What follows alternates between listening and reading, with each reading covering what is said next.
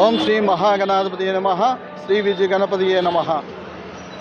ప్రతి సంవత్సరం కూడా భాద్రపద శుద్ధ చతుర్థి నాడు వినాయక చవితి మహోత్సవాలు జరిపించుకోవడం అనేటువంటిది మనకు అనాదిగా వస్తుండేటువంటి పూజా కార్యక్రమాల్లో మొదటిది. ఆదౌ పూజ్యో గణాధిప.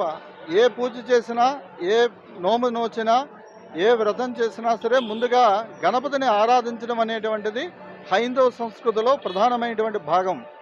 గణపతి అనగానే గణములకు అధిపతి అనమాట. అంటే సమస్త దేవతా గణాలన్నింటితో పాటుగా విశ్వంలో ఉండేటువంటి సమస్త గణాలకి కూడా అధిపతి.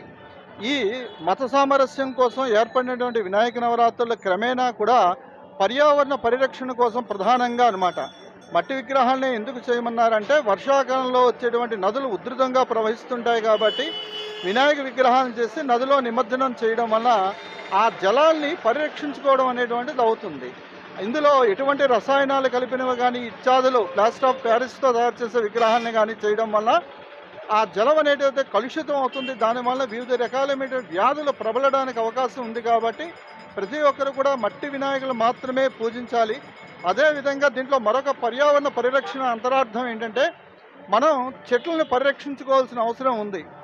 ఏకవింశతి అంటే 21 రకాలైనటువంటి పత్రులతో గణపతిని ఆరాధన చేయడంలో ప్రాశస్యం ఏంటంటే ప్రతి ఒక్కరూ కూడా విశ్వానికి ఆక్సిజన్ ఇచ్చేటువంటి వృక్షాలు ఏవైతే ఉన్నాయో వాటిని మన దేవతా వృక్షాలుగా పరిగణించి ఆ వృక్షాలను కాపాడుకొని ఆ వృక్షాలలో వచ్చే పత్రితో గణపతిని ఆరాధన చేయడం అనేటువంటిది విశిష్టమైనటువంటి ఫలితాలను ఇస్తుంది.